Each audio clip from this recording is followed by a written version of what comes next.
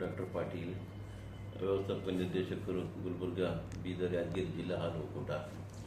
ಕಳೆದ 4 ವರ್ಷಗಳಿಂದ ಇಲ್ಲಿ ಕಾರ್ಯನಿರ್ವಹಿಸ್ತಾ ಇದ್ದು, 4 ವರ್ಷ ಹಿಂದುಗಡೆ ಇಲ್ಲಿ ಕೇವಲ 336 ಹಾಲು ಉತ್ಪಾದಕ ಸಹಕಾರಿ ಸಂಘಗಳು ಕಾರ್ಯಾಚರಣೆಯಲ್ಲಿದ್ದು, ಪ್ರತಿದಿನ ಸರಾಸರಿ 60,000 ಲೀಟರ್ ಹಾಲು ಶೇಖರಣೆ ಆಗುತ್ತಿತ್ತು.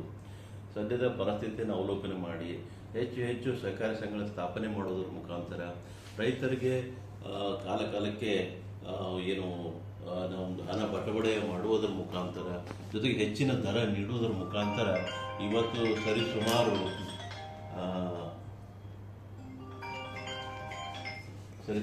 470 ಹಾಲು ಉತ್ಪಾದಕರ ಸಹಕಾರಿ ಸಂಘಗಳು ಕಾರ್ಯನಿರ್ವಹಿಸುತ್ತಿದ್ದು, ಸುಮಾರು 85,000 ಲೀಟರ್ ದಿನವೈ ಹಾಲು ಶೇಖರಣೆಯಾಗುತ್ತಿದೆ.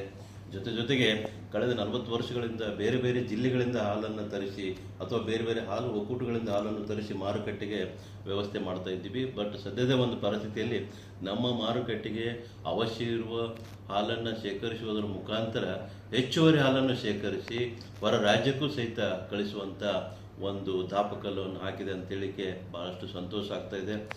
ಜೊತೆಗೆ ಒಕ್ಕೂಟದ ಸಹಿತ ಹಲವಾರು ವಿಭಾಗಗಳಲ್ಲಿ ಉಳಿತಾಯ ಮಾಡುವುದರ ಮುಖಾಂತರ ಲಾಭದತ್ತ ಕೊಂಡೊಯ್ಯುವಲ್ಲೂ ಸಹಿತ ಪ್ರವೃತ್ತರಾಗಿದ್ದೀವಿ. ಇದಕ್ಕೆ ಎಲ್ಲ ಸಹಕಾರಿ ಹಾಲು ಉತ್ಪಾದಕ ಸಹಕಾರಿ ಸಂಘಗಳ ಅಧ್ಯಕ್ಷರುಗಳ ಸಹಕಾರ, ಜೊತೆಗೆ ನಮ್ಮ ಆಡಳಿತ ಮಂಡಳಿಯ ಅಧ್ಯಕ್ಷರು ಮತ್ತು ನಿರ್ದೇಶಕರ ಸಹಕಾರವೂ ಸಹಿತ ಇದಕ್ಕೆ ಕಾರಣವಾಗಿದೆ ಅಂತ ಹೇಳಿಕ್ಕೆ ಭಾಳಷ್ಟು ಸಂತೋಷ. ಗುಣಮಟ್ಟದಲ್ಲಿ ಸಹಿತ ನಾವು ಇವತ್ತು 96% ಗುಣಮಟ್ಟದ ಹಾಲನ್ನು ಶೇಖರಣೆ ಮಾಡೋದ್ರ ಮುಖಾಂತರ ಅಲ್ಲಿನೂ ಸಹಿತ ಹೆಚ್ಚು ಗುಣಮಟ್ಟಕ್ಕೆ ಆದ್ಯತೆ ನೀಡಿದ ಒಂದು ಪ್ರತಿಫಲ ನಮಗೆ ಆಗ್ತಾ ಇದೆ. ಜೊತೆಗೆ ಮಾರುಕಟ್ಟೆಯಲ್ಲಿ ಹೆಚ್ಚು ಪ್ರಭಾವವನ್ನು ಬೀರುವುದರ ಮುಖಾಂತರ ಶೇಖರಣೆ ಮಾಡದಂತೆ ಎಲ್ಲ ಹಾಲನ್ನು ಸಹಿತ ನಾವು ಮಾರುಕಟ್ಟೆಯಲ್ಲಿ ಒದಗಿಸುವಲ್ಲಿ ಸಫಲರಾಗಿದ್ದೇವೆ. ಜೊತೆಗೇನೆ ಇನ್ನೂ ಹೆಚ್ಚು ಮಹಿಳಾ ಹಾಲು ಉತ್ಪಾದಕ ಸಹಕಾರಿ ಸಂಘ ರಚನೆ ಮಾಡುವುದರ ಮುಖಾಂತರ ಸದ್ಯಕ್ಕೆ 165 ಮಹಿಳಾ ಹಾಲು ಉತ್ಪಾದಕ ಸಹಕಾರಿ ಸಂಘ ರಚನೆಯಾಗಿ ಕಾರ್ಯಾಚರಣೆಯಲ್ಲಿದ್ದಾವೆ. ಇನ್ನು ಮುಂದಿನ ದಿನಮಾನಗಳಲ್ಲಿ ಸ್ಟೆಪ್ ಯೋಜನೆ ಅಡಿಯಲ್ಲಿ 40 ಹಾಲು ಉತ್ಪಾದಕ ಸಹಕಾರಿ ಸಂಘಗಳನ್ನು ರಚನೆ ಮಾಡುವಲ್ಲಿ ಕಾರ್ಯಪ್ರವೃತ್ತವಾಗಿದ್ದೇವೆ.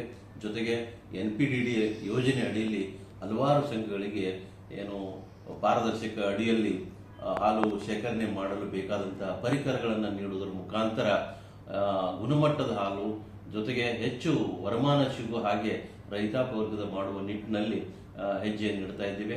ಜೊತೆಗೆ ಎಲ್ಲ ಅಭಿವೃದ್ಧಿಗಳನ್ನು ಮನಗಂಡು ಕರ್ನಾಟಕ ಸರ್ಕಾರ ಮತ್ತು ಕಲ್ಯಾಣ ಕರ್ನಾಟಕದ ಮುಖಾಂತರ ನೂತನ ಮೆಗಾ ಡೈರಿ ಕಟ್ಟಡ ಕಟ್ಟಲಿಕ್ಕೆ 50 ಕೋಟಿ ರೂಪಾಯಿಯನ್ನ ನೀಡಿದ್ದಾರೆ. ಸದ್ಯದಲ್ಲೇ ಅದರಲ್ಲಿ ಅಡಿಗಲ್ಲು ಸಮಾರಂಭಕ್ಕೆ ಎಲ್ಲ ಏರ್ಪಾಡುಗಳನ್ನು ಮಾಡಿದ್ದೇವೆ. ಹೀಗೆ ಹಲವಾರು ಯೋಜನೆಗಳನ್ನು ರೂಪಿಸುವುದರ ಮುಖಾಂತರ ಕರ್ನಾಟಕ ರಾಜ್ಯದಲ್ಲಿಯೇ ಇವತ್ತು ಗುಲ್ಬರ್ಗ ಹಾಲು ಒಕ್ಕೂಟ ಅಥವಾ ಗುಮೂಲ್ ಇವತ್ತು ಮಾದರಿ ಹಾಲು ಒಕ್ಕೂಟ ಆಗಲಿಕ್ಕೆ ಒಂದು ಯೋಗ್ಯತೆಯನ್ನು ಕಂಡುಕೊಂಡಂತಾಗಿದೆ. ಜೊತೆಗೇನೆ ಇವತ್ತು ಇಷ್ಟೆಲ್ಲ ಕಾರಣ ಆಗಲಿಕ್ಕೆ ನಮ್ಮ ಸಹಪಾಠಿ ಅನ್ಬೋದು ಅಥವಾ ನಮ್ಮ ಹಿರಿಯರು ಅನ್ಬೋದು, ಇವತ್ತು ಕಹಾಮದಲ್ಲಿ ಪಶುಸಂಗೋಪನಾ ನಿರ್ದೇಶಕರಾಗಿ ಕಾರ್ಯನಿರ್ವಹಿಸುತ್ತಿದ್ದಂಥ ಡಾಕ್ಟರ್ ಬಸವರಾಜ್ ಅವರ ಒಂದು ಸಹಾಯನ ಯಾವತ್ತೂ ನಾವು ಮರಲಿಕ್ಕೆ ಸಾಧ್ಯ ಇಲ್ಲ. ಇವತ್ತು ನಮ್ಮ ಹಾಲು ಶೇಖರಣೆ ಕಡಿಮೆ ಇದ್ದದನ್ನು ಮನಗಂಡು ಪ್ರತಿ ವರ್ಷ 20ರಂತೆ 2 ವರ್ಷದ ಅವಧಿಯಲ್ಲಿ 40 ಸ್ಟೆಪ್ ಯೋಜನೆಯ ಸಂಘಗಳನ್ನು ಸ್ಥಾಪನೆ ಮಾಡಲಿಕ್ಕೆ 3 ಕೋಟಿಯಷ್ಟು ಅನುದಾನ ನೀಡಿ ಸಹಕಾರ ನೀಡಿದ್ದಾರೆ. ಅದರ ಜೊತೆಗೇನೆ DDF ಫಂಡ್ ಇರ್ಬೋದು, ಬೇರೆ ಬೇರೆ ಪರಿಕರಗಳನ್ನು ಖರೀದಿ ಮಾಡಲಿಕ್ಕೆ ಇರುವಂಥ ಎಲ್ಲ ಅನುದಾನಗಳನ್ನು ಒದಗಿಸುವಲ್ಲಿ ಮೊದಲವರಾಗಿ ನಿಲ್ತಾರೆ ಅಂತ ಹೇಳಲಿಕ್ಕೆ ಬಹಳಷ್ಟು ಹೆಮ್ಮೆ. ಗುಲ್ಬರ್ಗಾ, ಬೀದರ್ ಹಾಲು ಒಕ್ಕೂಟಕ್ಕೆ ಅವರ ಒಂದು ಸೇವೆ ಅನನ್ಯವಾಗಿದೆ. ಅವ್ರನ್ನ ನಾವು ಸದಾ ನೆನಲಿಕ್ಕೆ ಸಾಧ್ಯ ಆಗಿದೆ. 2021ರಲ್ಲಿ ನಾನು ವ್ಯವಸ್ಥಾಪಕನಾಗಿ ಇಲ್ಲಿ ಕಾರ್ಯನಿರ್ವಹಿಸಲು ಆಗಮಿಸಿದಾಗ ಇಲ್ಲಿ ಪಶುವೈದ್ಯರ ಒಂದು ಅವಶ್ಯಕತೆ ತೀರಾ ಇತ್ತು. ಪಶುವೈದ್ಯರು ಇರಲಿಲ್ಲ ಅಂತ ಹೇಳೋಕ್ಕೂ ಸಹಿತ ಹೇಳ್ಬೋದು. ಜೊತೆಗೆ ಇದನ್ನು ಮನಗಂಡು ಬಿಟ್ಟು ಇನ್ಪುಟ್ ಆಕ್ಟಿವಿಟಿ ಇರದೇ ಇದ್ದರೆ ಅಥವಾ ಟೆಕ್ನಿಕಲ್ ಸಪೋರ್ಟ್ ಇರದೇ ಇದ್ದರೆ ರೈತಾಪಿ ವರ್ಗ ಬರಲಿಕ್ಕೆ ಸಾಧ್ಯ ಆಗೋದಿಲ್ಲ ಅಂತ ಮನಗಂಡುಬಿಟ್ಟು ಇಮಿಡಿಯೇಟ್ ಆಗಿ ನಾನು ಗುತ್ತಿಗೆ ಆಧಾರದ ಮೇಲೆ ಅತಿ ಹೆಚ್ಚು ಅವರಿಗೆ ಸಂಭಾವನೆ ನೀಡುವುದರ ಮುಖಾಂತರ 4 ಜನ ಪಶುವೈದ್ಯರನ್ನು ತೆಗೆದುಕೊಂಡು, ಜೊತೆಗೆ ಫೀಡ್ ಆ್ಯಂಡ್ ಫಾಡರ್ ಬಗ್ಗೆ ಹೆಚ್ಚು ಒತ್ತು ಕೊಟ್ಟಿವಿ. ಇನಿಷಿಯಲ್ ಇತ್ತು 21ನೇ ಇಸ್ವಿಯೊಳಗೆ ಏನಾಗಿತ್ತು ಅಂದರೆ ನಮಗೆ 180 ಟನ್ ಅಷ್ಟೇ ನಮಗೆ ಪಶು ಆಹಾರ ಮಾರಾಟ ಆಗ್ತಾ ಇತ್ತು.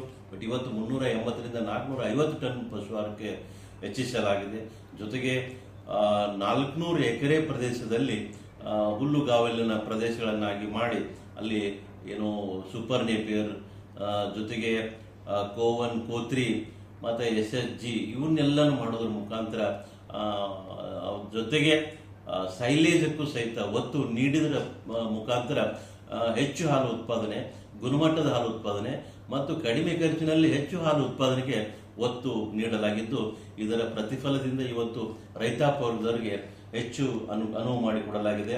ಜೊತೆಗೆ 2000 ರಬ್ಬರ್ ಮ್ಯಾಟನ್ನು ಕೊಡುವುದರ ಮುಖಾಂತರ, ಜೊತೆಗೆ ಒಂದು 200 ಚಾಪ್ ಕಟರ್ ನೀಡುವುದರ ಮುಖಾಂತರ ರೈತಾಪಿ ವರ್ಗದವರಿಗೆ ಅನುವು ಮಾಡಿಕೊಡಲಾಗಿದೆ. ಜೊತೆಗೇನೆ ಒಂದು ಕಲ್ಯಾಣ ಸಂಘ ಅಂತ ಒಂದು ಸಂಘವನ್ನು ರಚನೆ ಮಾಡಿ ರೈತ ವರ್ಗದವರಿಗೆ ಸಂಕಷ್ಟಕ್ಕೊಳಗಾದಾಗ ಅಥವಾ ಅಕಾಲಿಕ ಮರಣ ಹೊಂದಿದಾಗ ಅವರಿಗೆ ಸ್ವಲ್ಪ ಮಟ್ಟದ ಒಂದು ಸಹಾಯ ನೀಡುವುದರ ಮುಖಾಂತರ ಮತ್ತು ರೈತಾಪಿ ವರ್ಗದ ಮಕ್ಕಳಿಗೆ ಸ್ವಲ್ಪ ಸ್ಕಾಲರ್ಶಿಪ್ ಕೊಡುವುದರ ಮುಖಾಂತರ ಒಕ್ಕೂಟದಿಂದ ಸಹಾಯ ಹಸ್ತವನ್ನು ನೀಡಲಾಗುತ್ತದೆ. ಇದು ಒಂದು ಹೊಸ ಯೋಜನೆ, ಇಲ್ಲಿವರೆಗೂ ಅದನ್ನು ಮಾಡಿರಲಿಲ್ಲ.